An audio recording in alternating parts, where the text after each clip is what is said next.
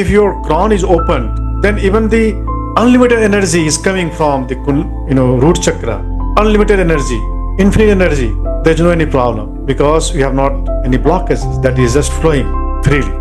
Flows freely, then you feel lighter, you feel healthier. You feel lighter. Don't hold anything, don't contain anything. Just allow that energy to flow. Don't hold the energy at any chakra. Don't hold. We have to release it. We have to, if we have unblocked, if we have released this energy from the lower chakras and it is not going up, crossing each chakra, even crossing the crown also, it is not going to the universe, then it will make you sick. And what is the method? What are the methods of opening the chakras? Are just keeping them empty. Physiologically and vitally, emotionally, mentally, spiritually, we have to keep them unblocked, to keep them flowing. And there are other practices which are some advanced practices like being very patientful, being very calm, being very forgiving, being very mindful, being very universal. They are the sincerities to unblock them. Being, in one word, empty. Practice emptiness. Don't hold anything. Don't hold any memory. Don't hold any emotion. Don't hold any attachment. Don't hold anything in you.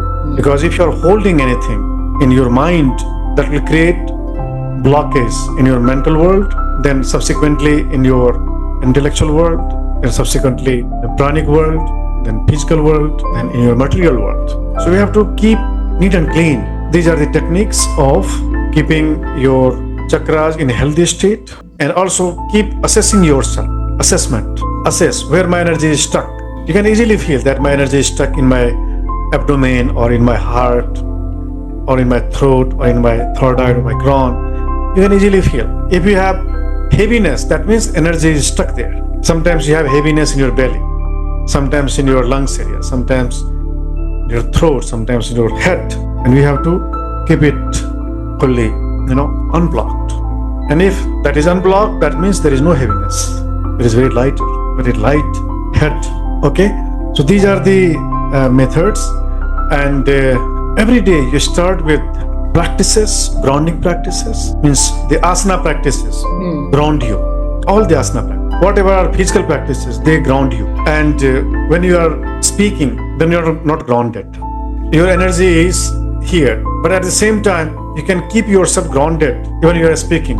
Even you are meditating, but you have to keep yourself grounded, not only in the heaven or only in the space. Like a mountain. Mountain is well grounded, right? And the more grounded you are, the more stronger you become. If you are less grounded, this is like 50 floors building, right? 50 floors building. And if that building doesn't have, foundation is stronger and more inside, more grounded, then that building can easily be fell down.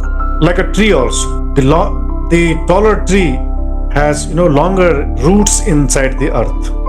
Longer and wider roots inside the earth. Therefore, these trees cannot be rooted out easily by the winds. They are rooted. So we have to keep ourselves rooted.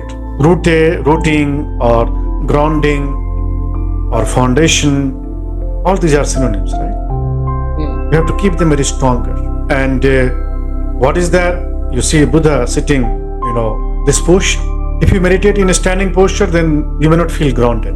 If you will meditate in a standing posture with closed eyes, you may fall down, isn't it? But if you meditate in sitting, you cannot fall down. You cannot lose the balance. So these are the practices of grounding, means asana, pranayama. All the physical practices are grounding practices.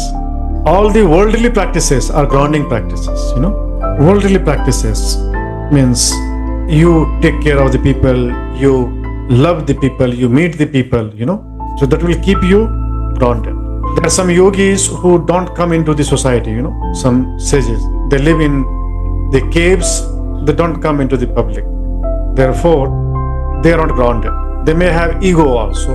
They may have, other mental issues. They may be angry also. Therefore, you will find some yogis, some sadhus very angry. Because they are not practical. They don't have forgiveness. Forgiveness also grounds you. Forgiveness, patience. These are, practices. So the asana practice, pranayama practice, these practices are also for grounding, for your health, and emotionally, when you love all without discrimination, that also keeps you larger in containership. If you have forgiveness, then that makes your mind very great to contain that divine powers, what you call mental powers. So before invoking, before cultivating the psychic powers, we have to cultivate the containership of the psyche or mind. And what is the containership? Forgiveness, resilience, patience, forbearance, being in the present. These are the qualifications of mind to manifest that supernatural powers. And before activating the supernatural powers, one needs to cultivate these things. And if one doesn't cultivate these things and they immediately activate the powers, they immediately start working on the powers, then that powers may destroy. Kundalini is also power, right? When your energy, Kundalini energy, shifts from the lower chakras to the higher chakras, you start realizing powers in you. You realize that powers are locked inside you, whether loving power, speaking power, visualization power, or clairvoyance or clairaudience. Clairvoyance is when you see something, when you see the universal secrets, universal phenomena, upcoming events of the world. Sometimes you precognize through dreams.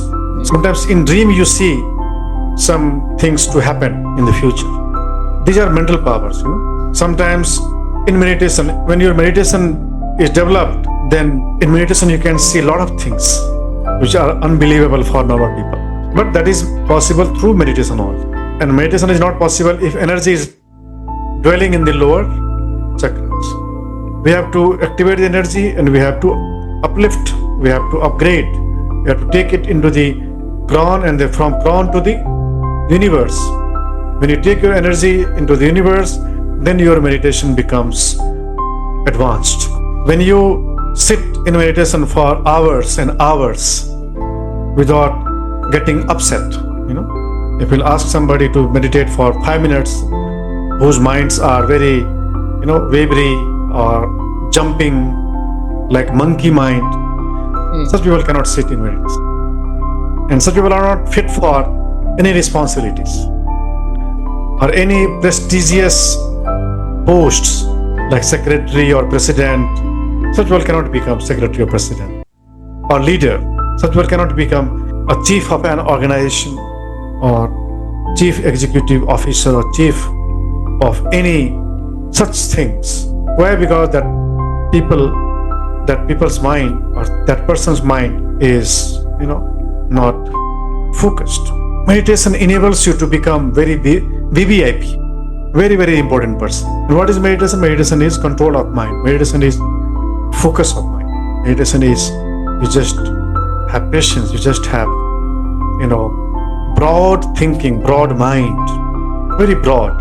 The head of an organization knows everything about that organization, right? The head of an organization has love for every part of that organization, for every member of that organization. Then only that head of organization can lead that organization to the higher levels. So also this whole universe, when you become an enlightened one, when you become an awakened, Kundalini awakened one, awakened yogi, then you become a responsible person for the universe. You become a representative of the universe. You become a representative of the universe. And then you have to be very focused. You have to be very, very, to the point, not out of the track, on the track, all the time. You see a head of an organization, he or she keeps thinking, keeps visualizing, keeps planning, keeps working only for the sake of that organization, in respect of that organization, all the time, thinking, working.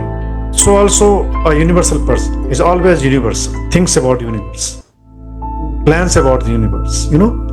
About Buddha, there are many stories, and this is one of his stories, that every day, every morning, when he used to get up in the morning, he used to sleep only 1.5 hours, 1 hour to 1.5 hours.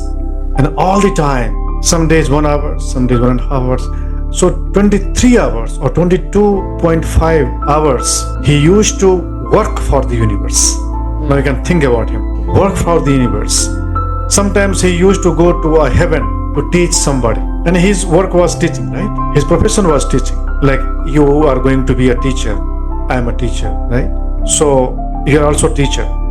But what kind of teacher we have to become? We have to see. We have to become a teacher of physics or chemistry or biology or literature, or a teacher of physical health, what you call asana, a teacher of pranayama, a teacher of combination of all these things like asana, pranayama, meditation, or a teacher of whole things, everything. That is up to you or us. And Buddha chose to become a teacher of everything, teacher of truth actually. And he found that there are some gods also, gods. In India, there is a concept of God, Gods means, some celestial beings. And some celestial beings used to visit him to learn from him because they also were unaware about some truths. And the ultimate truth, what he had found and realized and what he was living was so attractive to the advanced people, like the chief of a heaven. There are many heavens in the existence, right? And there is a chief, one chief of every heaven. And the chief of every heaven or all the heavens used to come to take his appointment from his secretary, And he was so busy all the time. He had appointments booked, 23 hours appointments. 23 hours. Sometimes he used to just spend time in meditation. No appointment for anybody, just for himself. And he has routine to practice that meditation every morning, every evening. What you call nothingness, nirvana meditation, emptiness, nothing, no works. That is also actually work, right? That is also work. Like you sleep. Sleeping, he was also sleeping. Sleep is also an important part of you. That is for yourself. Meditation is also very important. Sleep or important healing practice. And VVIP gods and goddesses used to be in the queue, in the waiting list to meet him. They are so busy. He had so busy schedules. And every morning he used to get up, meditate, and at the end of the meditation he was thinking where I have to go to teach. He had so much compassion. He had so much love. He had so much, big projects. So we have to also plan ourselves. We have to plan our works. We have to, what kind of things we are teaching. And sometimes people need the basic things, sometimes people need some advanced things. And Kundalini is not for all the people. Actually, Kundalini is for everyone, but everyone is not ready to learn Kundalini. But meditation is for everyone. You can teach meditation, chakra meditation you can teach, Kundalini meditation you can teach. And before teaching meditation, you can teach how to prepare through asana, pranayama, is grounding, practicing. And then some spiritual practices like forgiveness, kindness, non-violence, Then truthfulness, being loyal, being honest, being generous.